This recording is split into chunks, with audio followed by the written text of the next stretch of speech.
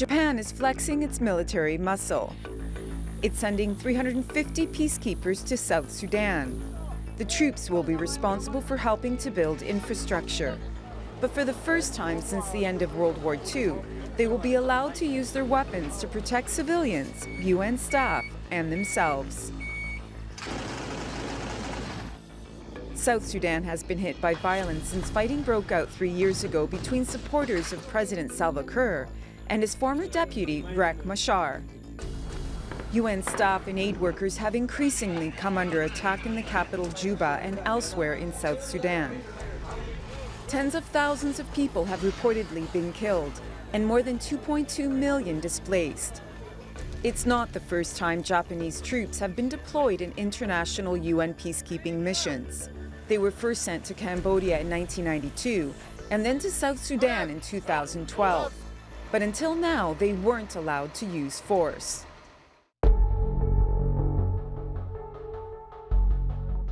Japan's post-war constitution, written under the direction of the US, banned it from using military force both inside its borders and out. But a security bill passed last year by Prime Minister Shinzo Abe's government means Japan's self-defense forces are now allowed to fight overseas.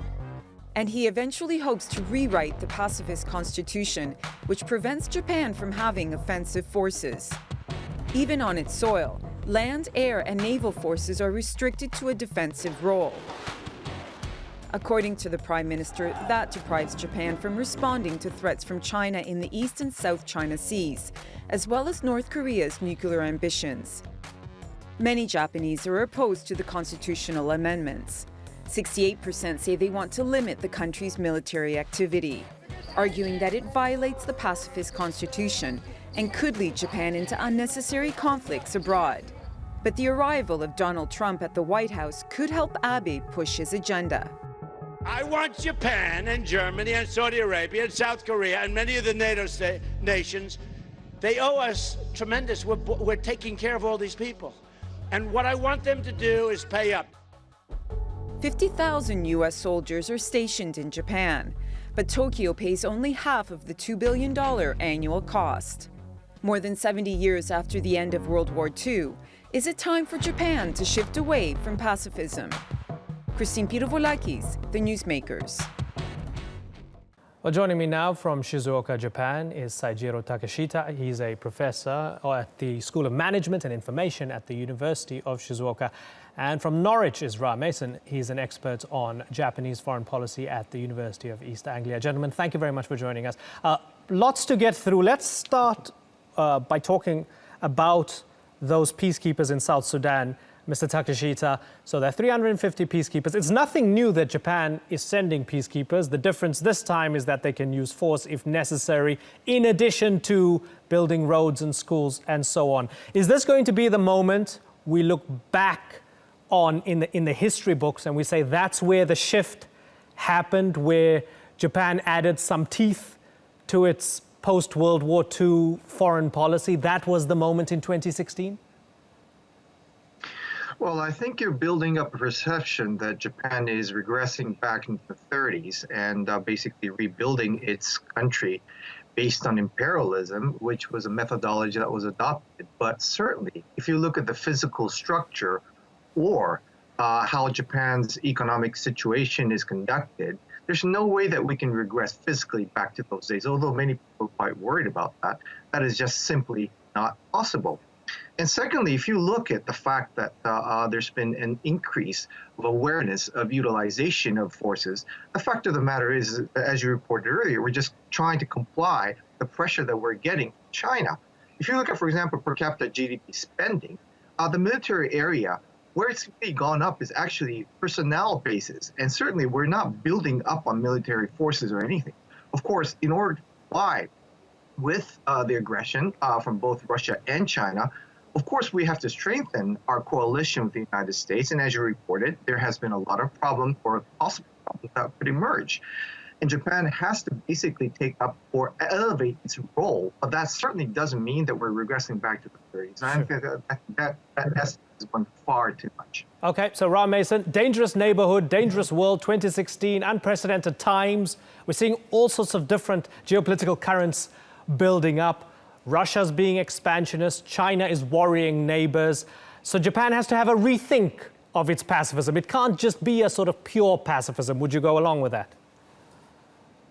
No, I would not go along with that. I would say that Japan is utilizing the current framing of the security situation in order to develop its military capabilities substantially. And although, as Professor Takeshita points out, Japan's per rate to GDP, military spending and so on is not particularly notable in terms of its proportion, in terms of the significance ideologically and politically of Japan as a pacifist nation with a constitution which represents not just in the region but globally a kind of beacon of peaceful existence, for Japan to be moving on a course, and this is a lengthy course which has began out in the early 2000s with the Koizumi special measures and has since taken a path towards incremental change, towards the ability for Japan to possess a standard army, navy and air force,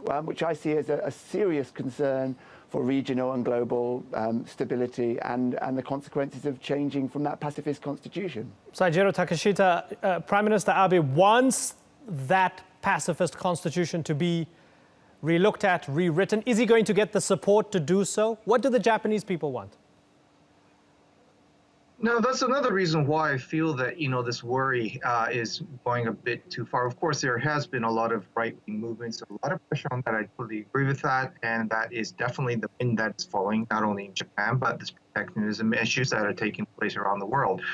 But what's happening really here is that, as you reported earlier, a great majority of the public are very much against it. It would be a very big risk for LDP, Liberal Democratic Party, the ruling party, to push excessively against people's mind. Of course, they have to play a very, very delicate game of, as I just reported, the game of this power struggle, geopolitical power struggle that we're going through right now. At the same time, they would have to also comply and realize the fact that majority of the Japanese public is very much against the abolition of pacifism. Of course, the fact is that we haven't changed our constitution for such a long time, which is quite unique in comparison to other nations which have constantly changed their constitution. So I would say that I guess there's been a bit of sensitivity that's been overemphasized in this matter overall. I want to bring in the United States now, Ram Mason. Donald Trump. If Trump is not going to follow through with Barack Obama's pivot to Asia. I mean, in many ways, Barack Obama didn't pivot to Asia. He planned to, but I guess he was bogged down in many ways in the Middle East and elsewhere. But if Donald Trump is not going to do the dramatic pivot to Asia, as Barack Obama had intended to do so, what does that mean for US-Japanese relations going forward? Well, I think it does mean that Japan may be encouraged or pushed towards burdening or sharing a larger proportion of the burden for US troops. But I think it might actually be very positive in the sense that the US-Japan security relationship needs to be reevaluated anyway, and Japan's use of its own military in the areas, particularly in the southwestern island chain down through Okinawa, is an area which really has been given limited attention, and this will at least perhaps focus media attention and political attention onto a status of forces agreement and an alliance which currently is simply being allowed to intensify, and the interoperability or the so-called seamless operation of military between the US and Japan is being allowed to increase. And this is something that at least the Trump, if the Trump policies are pushed through, it's something which will allow greater attention upon those issues, and perhaps they'll be able to be resolved in a way which is satisfactory, particularly to the Japanese people. Saijiro Takeshita, Okinawa and the US troops themselves, that's going to be possibly relooked at. Who gets to pay for it? Definitely relooked at. And then just very recently, we've had the US announcing through Trump that they're going to be pulling out of TPP and so on. How does that go down when we think of the collective mindset of the Japanese? Are they thinking, here's a guy we can work with, or, oh, this is a breath of fresh air, maybe the US can leave us to do our own thing now? Help me understand the mindset. Now, the Japanese have the highest level of uncertain avoidance, and this is not only the individuals, but corporates and entities and organizations as well. So obviously, they do not like these kinds of unexpected changes. And certainly, abolition of TPP is a very bad news for Japan, considering the fact that Japan had been extremely delayed on bilateral negotiations, and TPP was the best way to catch up with that. But what's really negative, in my opinion, is that Mr. Abe used TPP as a card to basically move off or relocate the vested interest that's involved in Japan, such as agricultural corporations, all these negative vested interests that sat for years and years have been pressured to change because of this introduction of TPP now. If that is being abolished, then the fact of the matter is that we're going to have to progress back, turn our clock back to the reformations or transformation of New Japan, which had been very much dearly waited for. And the fact of the matter is that Japan needs foreign pressure. This is one strong issue that could change, that could actually construct a structure change. And this is probably what Mr. Abe had been relying very heavily on, and that has become ambiguous. I would say that is one of the biggest negative feats of Mr. Trump winning the race right now for Japan. Okay, and bringing this back to pacifism again and the Constitution, Ra Mason, would you find any iteration of a change to that Constitution acceptable, where they maybe throw in some caveats to say we still have a pacifist spirit, it's still going to be in a spirit of self-defense, but if somebody lays a hand on us, we're going to have to respond with force? Well, I think what you have to realize here is how far the goalposts have been moved. And from the time that Koizumi came to power in the 2000s through to the latest Abe administration and his previous administration, for that matter, slowly but surely, as Richard Samuels describes it, the pacifist loaf has been chipped away at, slice by slice. And what we are already seeing is a substantial and totally unconstitutional reinterpretation of those clauses, and that they are now being acted upon in South Sudan.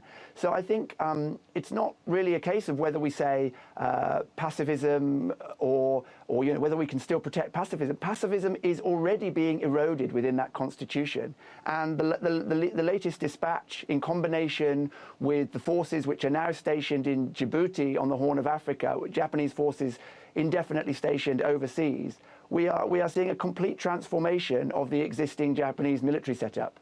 Saijiro Takeshita, that chipping away slice by slice, is that alarming, or is that just a natural evolution 70 years on because the context changes as you go along? Well, I think it's very much due to your latter comment. The fact is that it is extremely strange for a country not to have any changes in its constitution, which had been the case in Japan. And obviously, what's really ironic is a real intent for the change to take place in this area has been initially ignited by the fact that the Japanese self-defense forces cannot help the American forces that are basically protecting the Japanese seas. And obviously, as a friend nation, Japan has to do something about it. And basically, in order to also comply with our allies to sustain the level of coalition, Japan has moved on to make this move. But now, Japan is being criticized to some, including this program, as if we're regressing back to the 30s. Again, I stress the point that if you understand the economic situation of Japan and how democratically functioning, it is very, very impossible for Japan structurally to move back to those days. So, of course, it's very important to obviously keep in hawk's eye to make sure that we don't go far too much to the right, because that would be regressing back to protectionism, which would hurt Japan in the long run, considering that we're a nation that's living on trade. Gentlemen, this has been infinitely interesting. I've learned a lot from both of you. Thank you very much for joining us, Saijiro Takeshita and Ra Mason. Thanks again. Hope to have you on the program again in the not too distant future.